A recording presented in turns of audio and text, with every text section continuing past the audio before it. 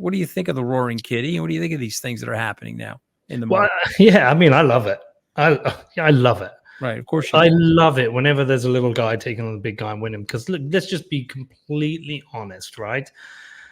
The rules have been set by government for the big guy to win. Accredited, just look at accredited investor rules, right? Or the attempts to squeeze people from accessing things like Bitcoin. Yeah, the rules are in place that the rich get richer. And look, I'm not a particularly wealthy person, but I'm okay. But what I've learned is once you get to a certain level of income, making money becomes a lot easier. Once you can breathe, once you've escaped the kind of rat race, once you escape, it becomes a lot easier. But the rules are set for the big guy to win, always set for the big guy to win. So I love it when there's like somebody coming in and they found a hack to the system.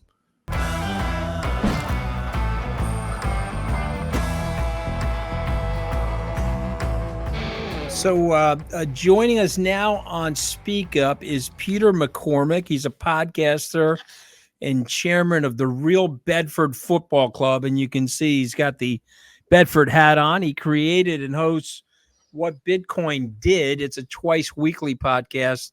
My all-time favorite, by the way. I subscribe, and I implore you to also subscribe because it's award-winning on a number of different levels. You'll learn a lot about Bitcoin, but you'll learn a lot about realness and authenticity. These are two characteristics of Pete McCormack that I genuinely adore. But he interviews experts in the world of Bitcoin development, privacy, investment, and adoption. And he's a badass on top of everything else. Okay, so welcome to the show, Peter. And I will also point out that when I became a Bitcoin investor, you invited me on your show, and it was a rigorous experience for me. And I feel like I passed it. I feel like you were like, all right, the guy knows enough about Bitcoin, and he's not just buying it for the sake of buying it. He's actually done his homework. Fair to say or no? Fair to say. Look, Mooch, you know how to handle this stuff. You're experienced in front of media. You know how to handle this stuff. You crushed it. I mean, look, I'm doing the best I can. But let's talk about the economy for a second. And let's go macro first, and then I want to go deep. Because I think you just have like really informed views about this stuff. So tell me where you think the economy is right now. We've gotten some recent inflation numbers that are mixed. Some things look like they're rising, that panics the market, and the market sells off. And then this morning, we got some better than expected inflation data. So, well, look, there's the data and there's what your real lived experience is. And I run a number of companies, and there's really easy and obvious signals. So I'll give you one example. I bought a bar a year ago. The bar became available where I live. It's the best bar in town. I was like, okay, I'll have that. And I've had it for a year. And in a year, the turnover went up. The previous year, the turnover was about £575,000. It only opens on a Friday, Saturday night. And then the first year I had it, £650,000 turnover. Okay. Cool. Turnover's up, but profit's down. Profit dropped from 130 down to 100,000. And so you have to look at why. You go into the data. Look, I knew why already, but the primary reason is all our input costs went up. All our electricity and gas costs went up.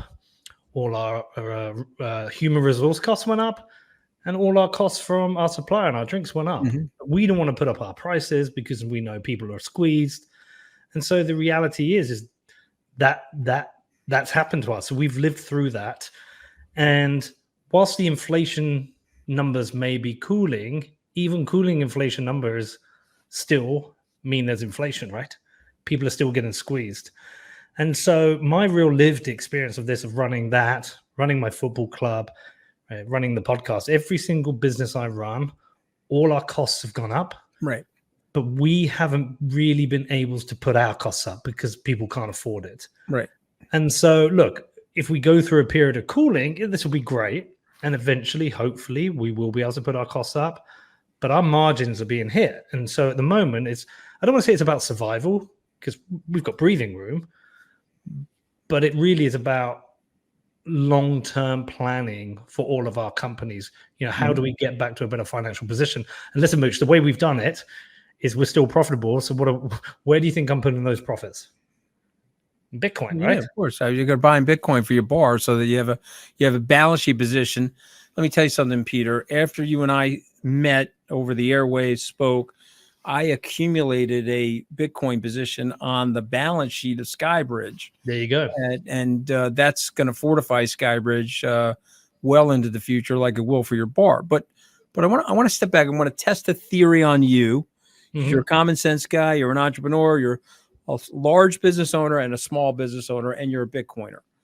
I think we over-inducted money into the system globally. That's the Bank of England, the Bank of Japan, the Central Bank of the United States. We panicked in COVID.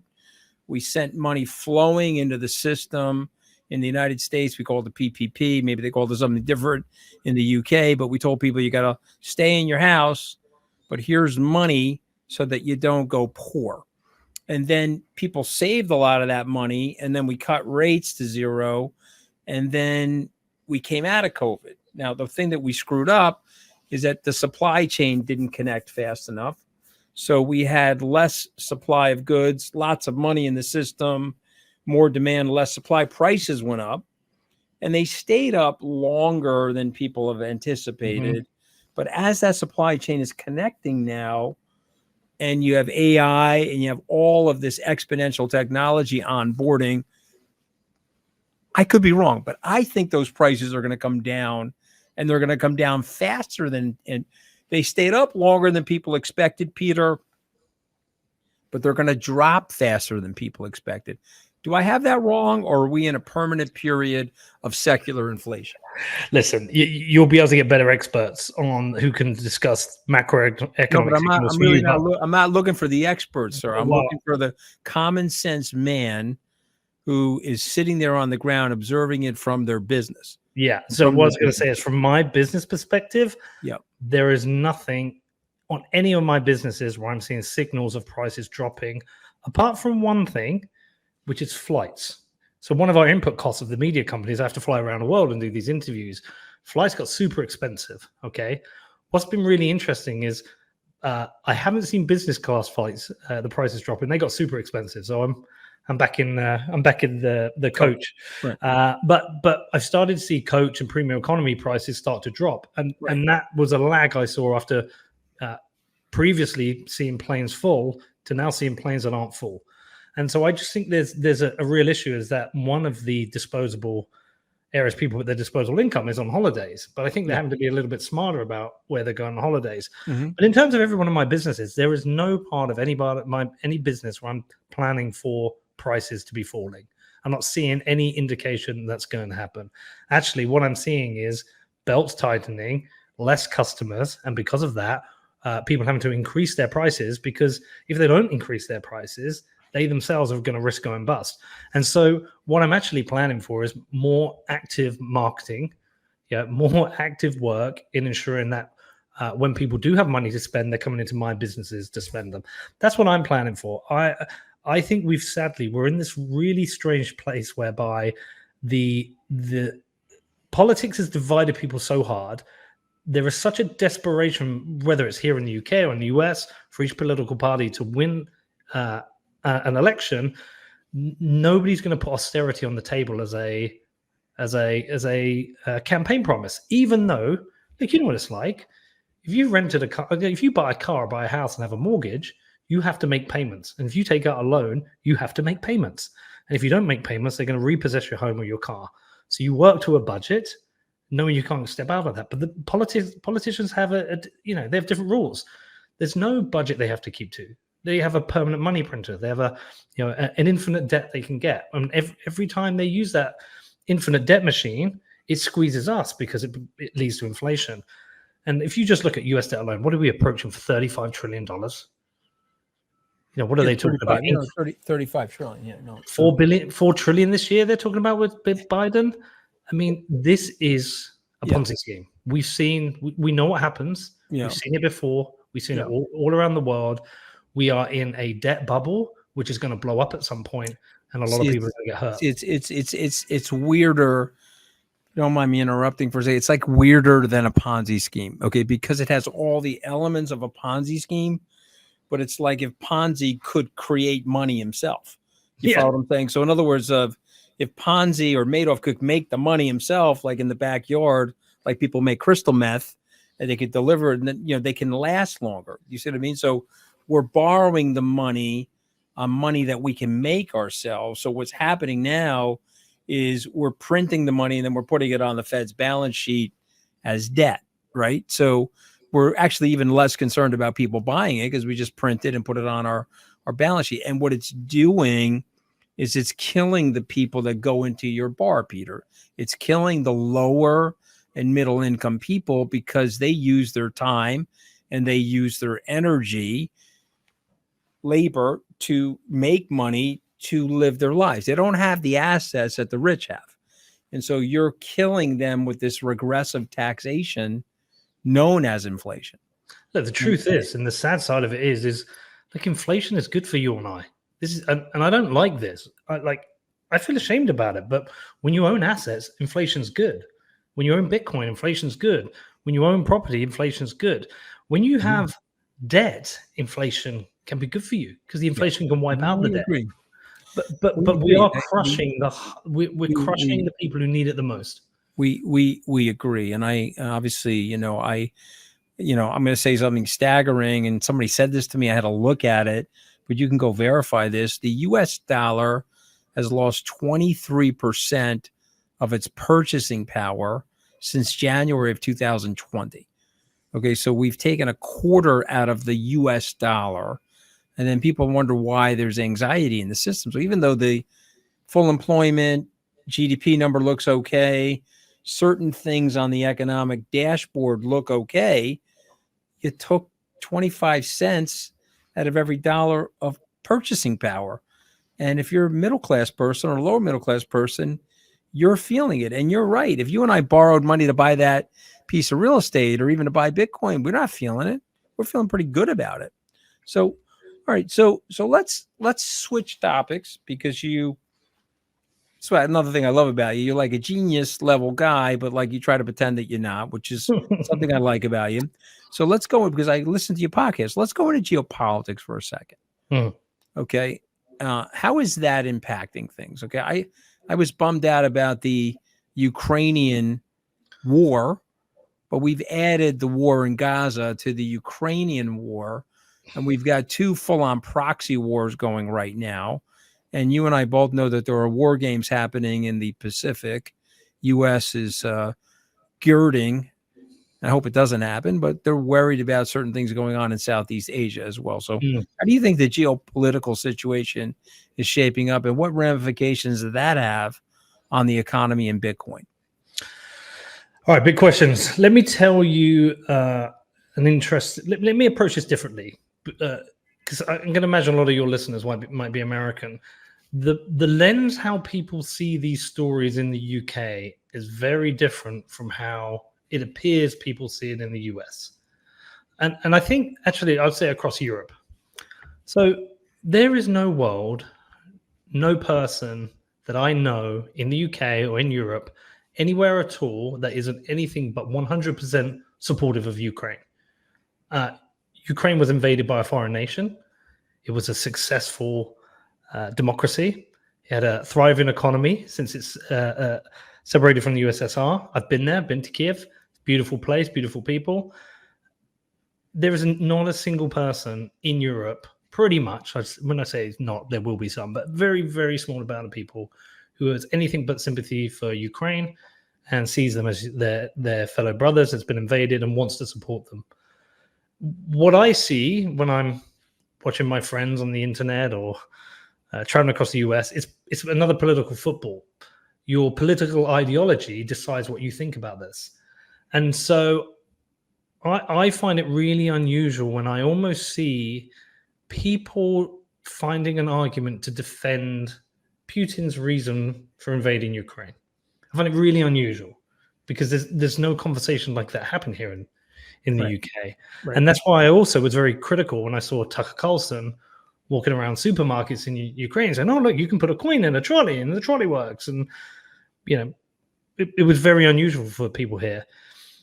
And similarly, I find there's a really interesting lens with regards to what's happening with Israel and Palestine. For me, the story there is very simple, is that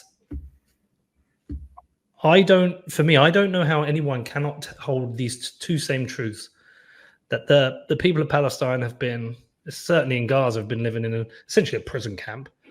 They've been dehumanized. They've lived on the edge of war.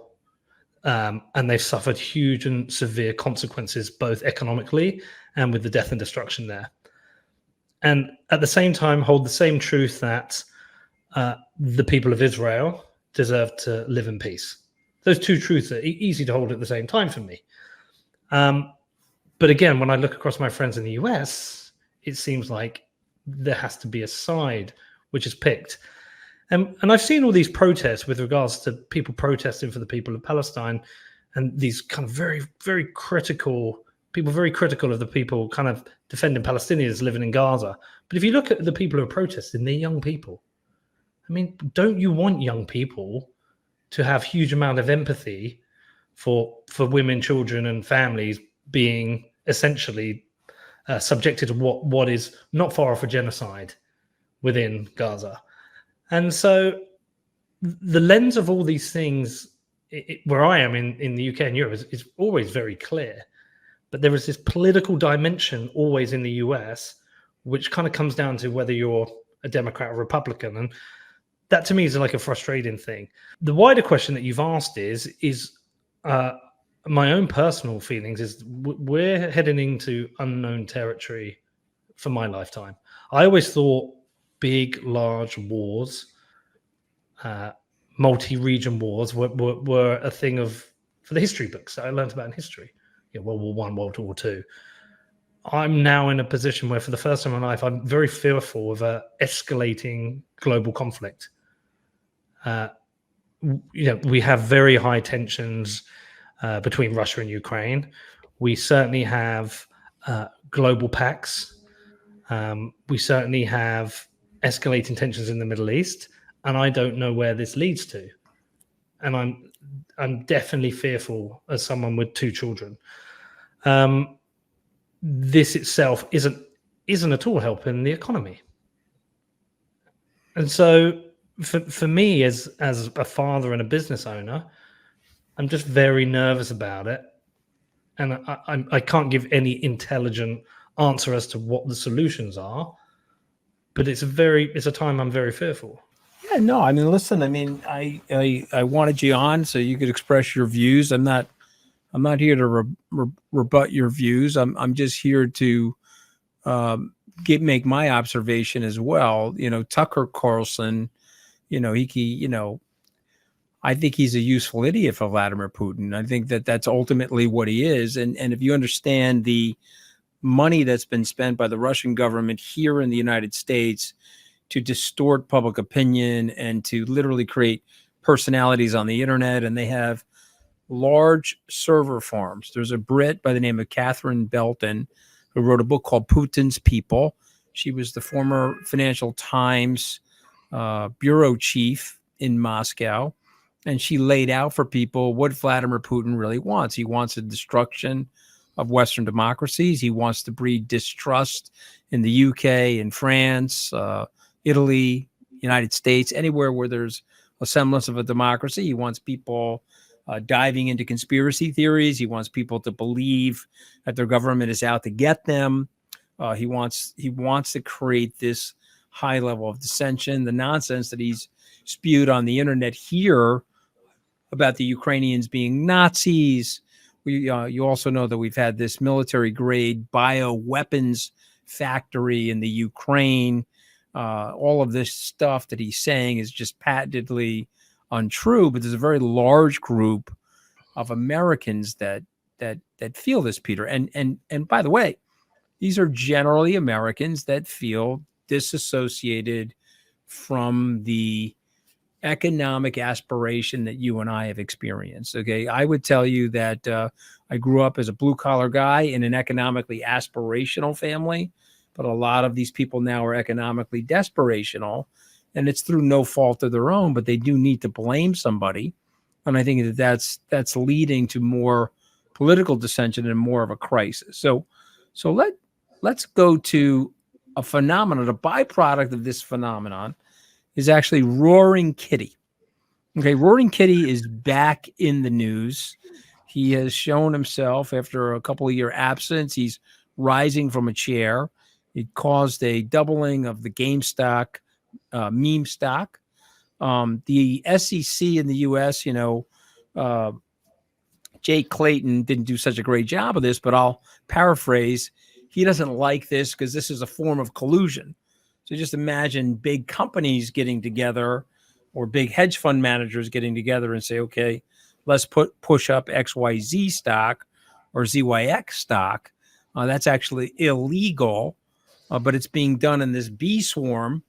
And so there's not a lot of laws about the bee swarm, but it's also a cause of the little guy. It's the little guy. It's David with a slingshot versus the big guy. So I want you to react to Roaring Kitty. I want you to react to this economic dynamic that I'm describing.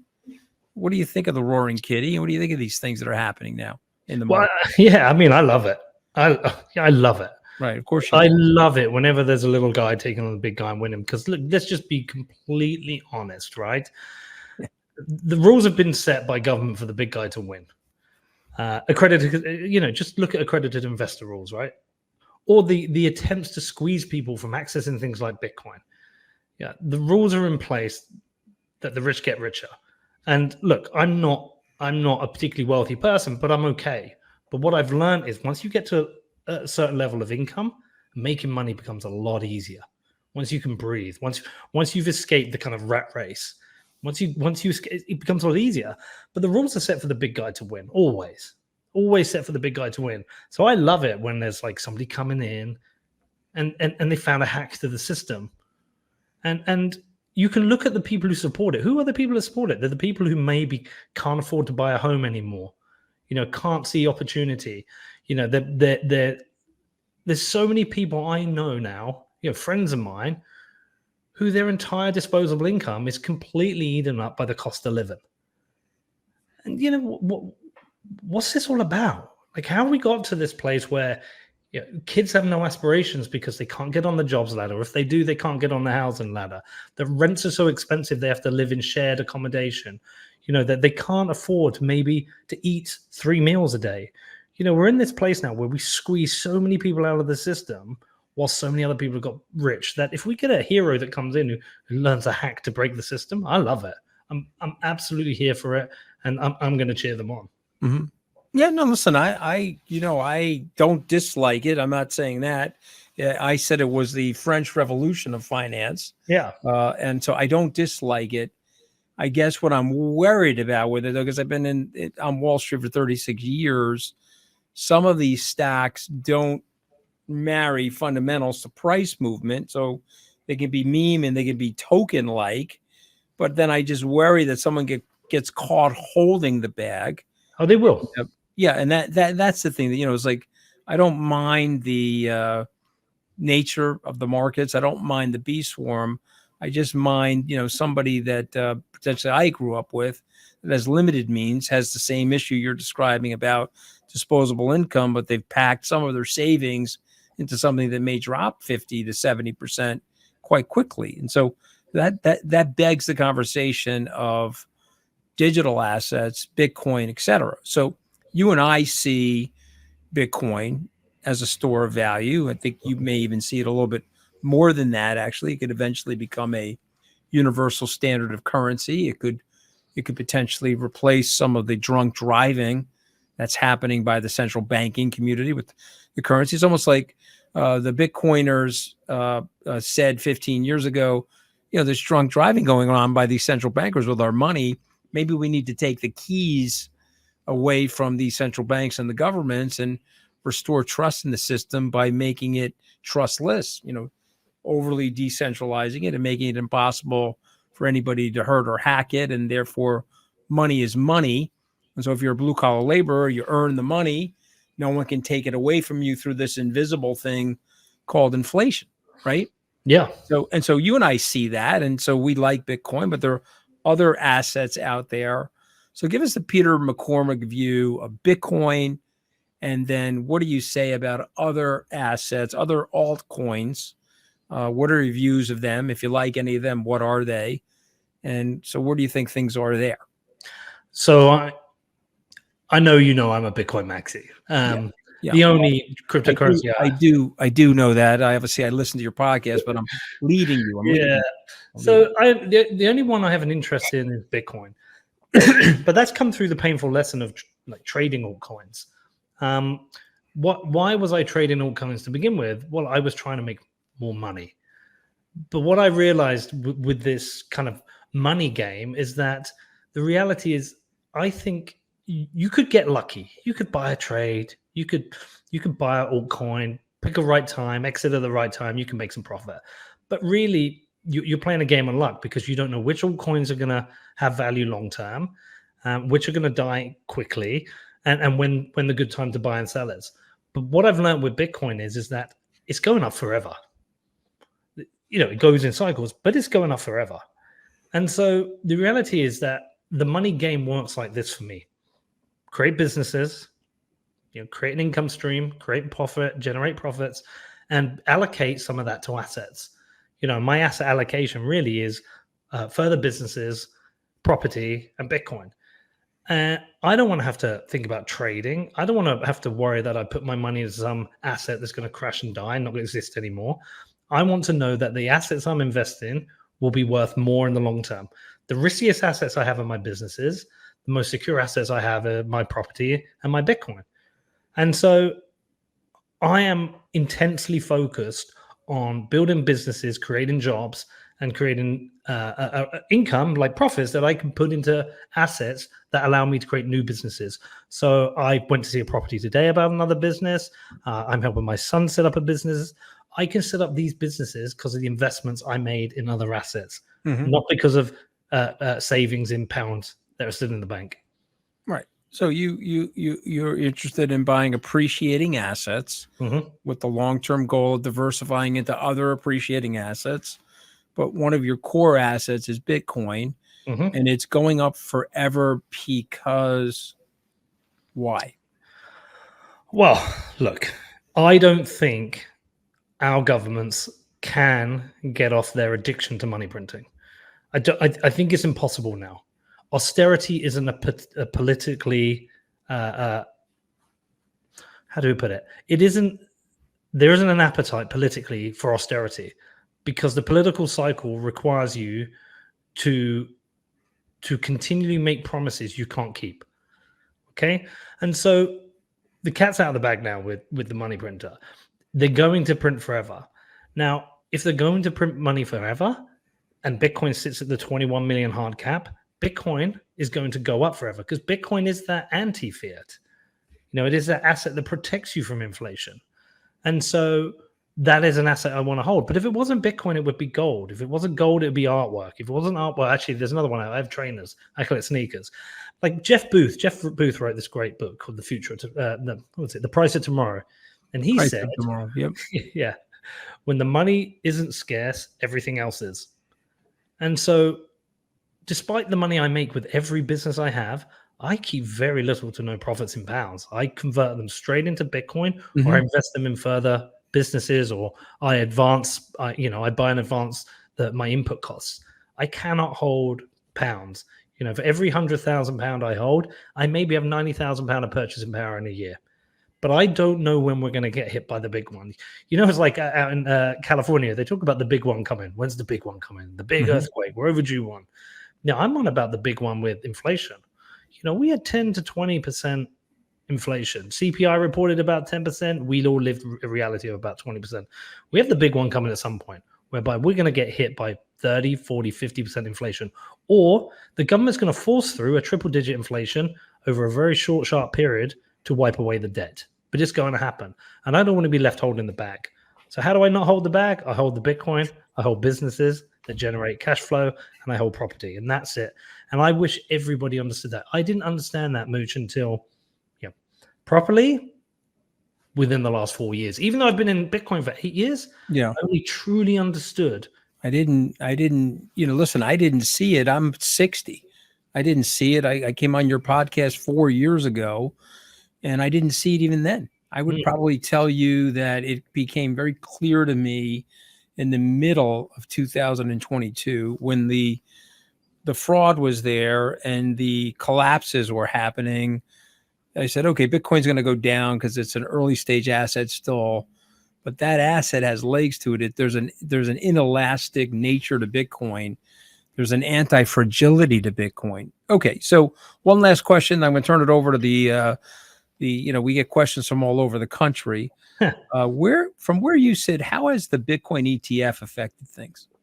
Look, in many, many ways, but the most important way is there's this continual pressure from the anti-crypto army, from Elizabeth Warren and parts of the Biden administration that constantly attack. They say crypto, but I care about Bitcoin. They're attacking it. They're attacking Bitcoin mining. They're attacking self-custody. They're attacking everything. But what they really are attacking is freedom and business. Like America is a country with freedom rooted within its DNA, much more so than we have in the UK. And that's one of the things I love about coming to the US. And they constantly attack.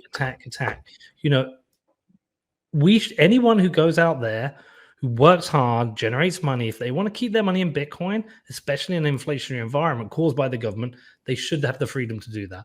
And privacy should be a right, not a privilege. And so their constant attacks is a problem. And at points, it felt like it might be an existential crisis for Bitcoin. I think the great thing about the ETFs is it's made Bitcoin interesting to many, many more people. There's a lot of people who own Bitcoin without even knowing they own Bitcoin. I mean, they own a claim to Bitcoin via an ETF. But you've got very important players, people you understand better than me. Larry Fink is now a Bitcoiner. And so these things, I think, have given a validity to Bitcoin, but they've also given a larger cloak of protection. And that's not to say we're fully protected. We have to be on our guards. We have to defend the ethos of Bitcoin. But the game changer is that Bitcoin has become more serious in more people's eyes. I was just reading a Morgan Stanley report today about the growth in AI and the need for data centers and the consideration that the unique position that Bitcoin miners are in to be able to support the scaling requirements for AI. This is a Morgan Stanley report discussing data centers, of which Bitcoin is part of. Like, this is serious business now. This isn't just some kind of meme on the internet where a bunch of young kids bought a thing and got rich. It's now a serious business that creates jobs and defends freedom. And to have the ETFs there that has added to the validity and to the professionalism, I'm here for it. All right, so I agree with everything you said. So I'm going to keep going then. See that? I don't even disagree. Yeah. So let's start with this is Franco from Vermont. With the rise of AI and cloud computing, I believe that cloud processing power, aka computation ability, will be the new gold rush. We're seeing it with companies like OpenAI and Google chasing deals to handle AI for companies like Apple. Do you have any opinion there? Are there any stocks that you're watching in that space? Well, look, I did an interview this morning with the CEO of Iron, previously Iris Energy. They're actually a sponsor of my podcast, and we were talking about to them because they're one of the pioneers of integrating AI mining into their operations. And look, these are two exponential industries: Bitcoin mining and AI, and they both require or both rely on large scale infrastructure to be able to support the needs. But the problem with these kind of data centers is you need access to power, access to transmission, large facilities, access to GPUs and ASICs, and they're growing quicker. These industries are growing quicker than these large-scale data centers are able to provide. So it almost certainly is a gold rush. It almost certainly is. And all these companies are seeing it with the growth that they're having. But at a time when capital is hard to get hold of, these companies are able to access capital, quite easily. Because if you can mine a Bitcoin at $17,000 and you can sell that at $60,000, it is worth continually investing in that infrastructure. And if you can ship GPUs that have a 6-year lifespan and provide AI processing services quicker, faster than traditional data centers, these are businesses where there is a huge amount of opportunity. Yes.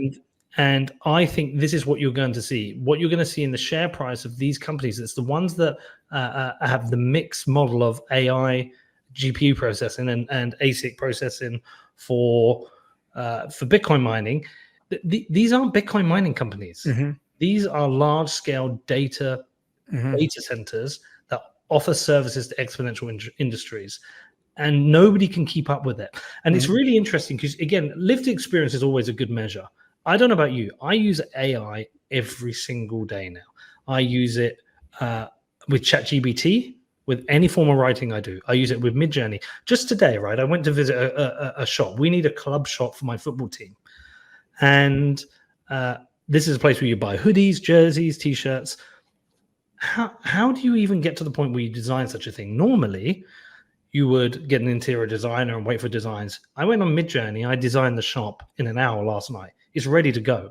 It's ready to go to the decorators to go and fit it out. I've not only saved money and I've saved time. It means I can, as soon as my lease terms are signed, I can get the decorators in and the fit out company to fit that out. And they're just a couple of examples. My son wants to set up a fashion business. We were designing T-shirts using Midjourney. Right. And then you've got, that's my direct access of AI tools. And you've got the AI integration into other tools. Grammarly is a tool I use. Photoshop I use. MailChimp I use. They're all integrating AI into what they do. And so there is an exponential demand for AI services, which means there's going to be an exponential demand for AI processing. And so these companies, certainly there is a gold rush there. You don't have to see it. All right, I think it's well said. I would add, because we always try to be super actionable here, were a couple of things we would recommend for this week. One of the things I've been extremely focused on is Astera Labs, and the symbol is A Lab. I would, again, not allowed to give necessarily specific investment advice, but that's a stock we like here. Okay, so let's go to what's a market that you guys are watching that hasn't gotten a lot of attention recently. This is Sherry from California. Well, listen, look, I'm probably not like your normal people. I'm not an investor, because the only things I invest in are myself, my businesses, and Bitcoin. And so I can't give a good answer to that because I don't look at the markets. I don't. But that's a good answer. Okay, that's a good answer, and that would be my answer. And so, what I would say, and as politely as possible, I would say, Sherry from California, stick to what you're good at. This is the Warren Buffett principle. He's good at finance and insurance. You're good at digital assets and real estate.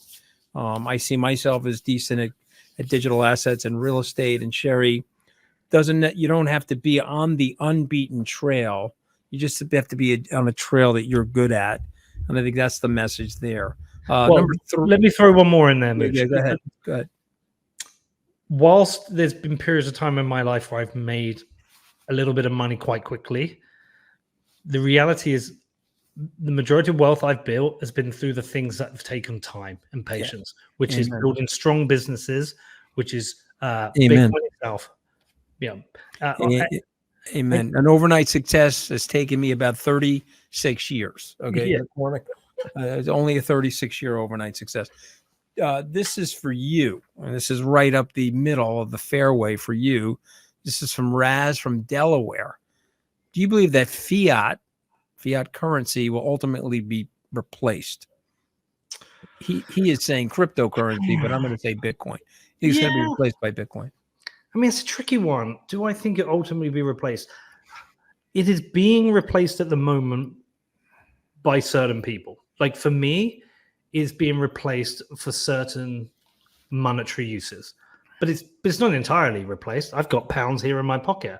When I go down to Starbucks or I go for lunch or dinner, I'm paying with pounds. But fiat has been replaced for me as a savings technology. So I do not save in pounds.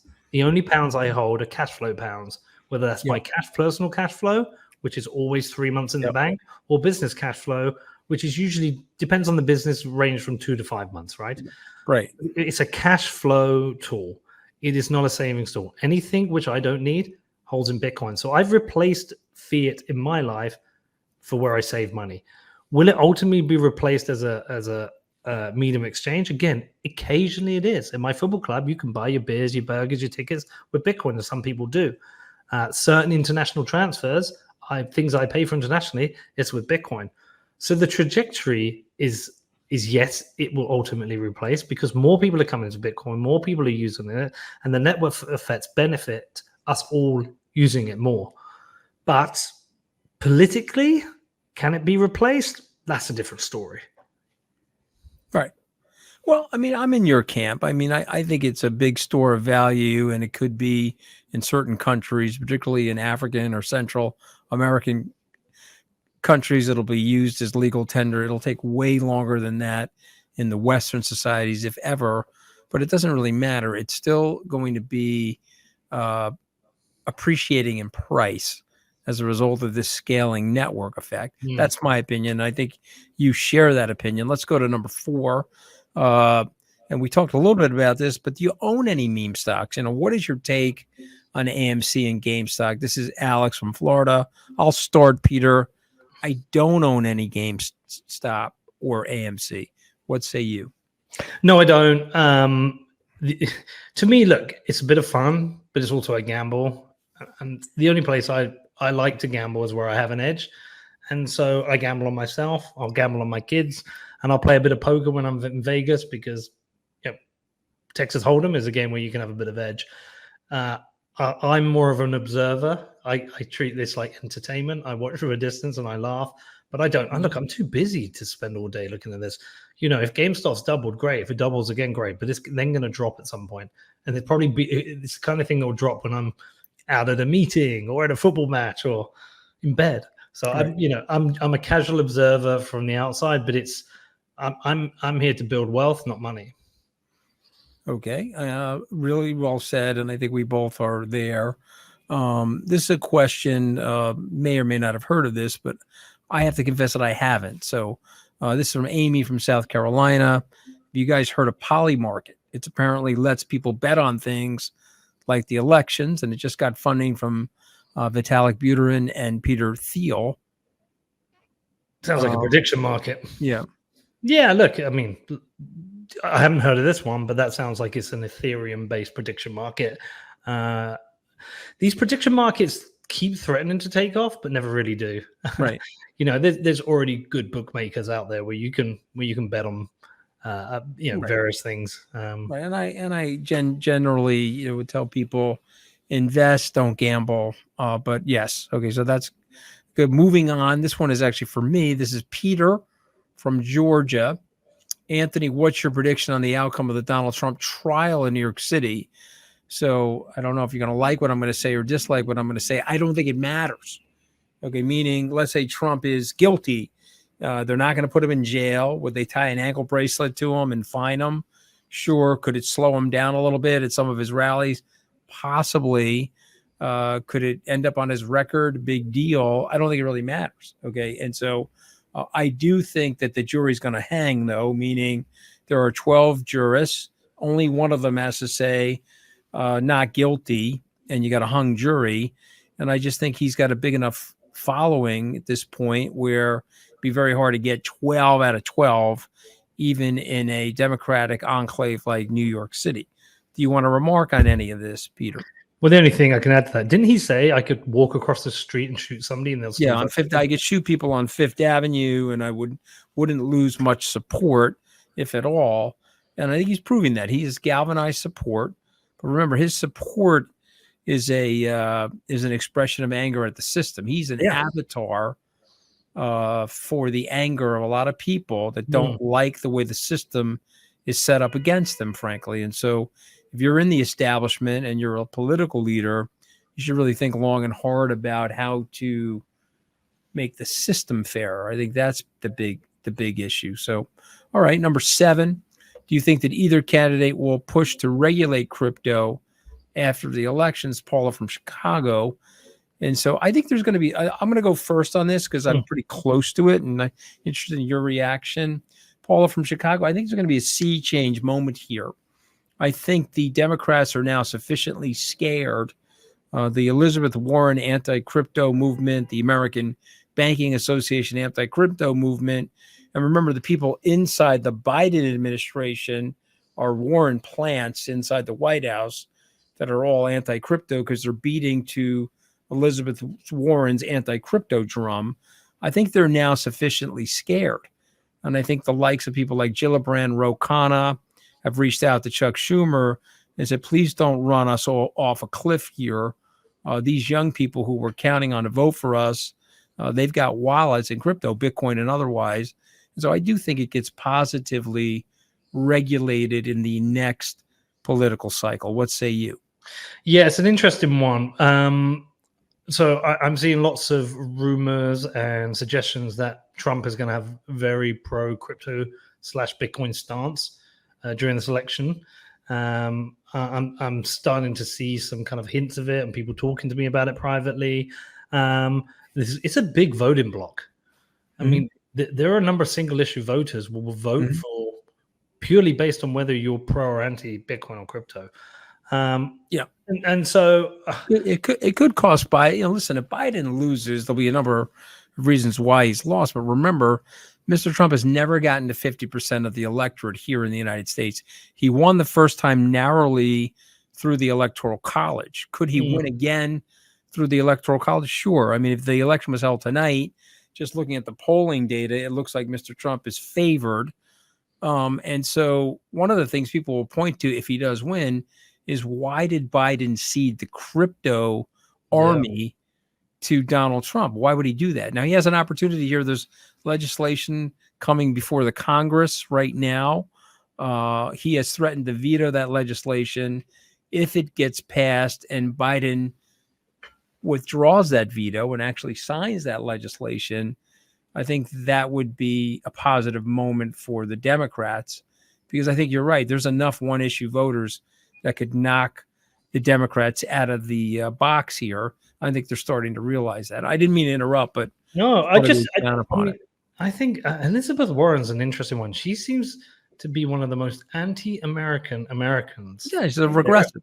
Yeah. It's like she's a hateful, despicable, regressive. She's not for the poor that she claims to be, because the unbanked benefit from Bitcoin and they benefit from decentralized transactions. They're lower cost, they're more efficient, and these people can't get banked and they could use this system more easily, but she's not for it. She doesn't understand it. And she's trying. And the good news of it, she's been in the Congress for 12 years. She's only gotten one bill passed. So she's more of a rabble rouser than she is of any real significance as a legislator, but she is hurting and slowing down financial services leadership in the U.S. She is hurting the industry because she does have a deal with Joe Biden to be effectively the president of financial services in the U.S., a deal he cut with her to help him win the 2020 election. So, all right. Well, any last thoughts from the legendary Peter McCormack? Legendary. No, man, I'm good. This has been good. All right. Well, I appreciate you being on. Oh, good. The control room wants me to shamelessly promote my new book. Do it. Which I will, from Wall Street and the White House and back. You can buy it at a discount through Wealthion. All you have to do is click the link in the description below for a special Wealthion discounted rate. And too bad you're not in New York. I'd have you come to my book party tonight, which is coming on Monday. Coming Monday. So we have the 11 days as a signature drink, DAZE, lots of alcohol in that. And of course, there's a White House Russian holding up the book. Love that. And let me tell you something. This airbrush picture of me cost a fortune. Who's that? Who is that on the front cover? I don't know who it is. It doesn't even look like it. But let me tell you something, okay? Was that AI? I would be embarrassed to admit to you the amount of Bitcoin I had to spend to get that photograph looking like that. That looks like AI, man. All right. Amen. All right. Don't make me feel too bad, okay? All right. Well, God bless you, man. Thank you for joining us on Speak Up.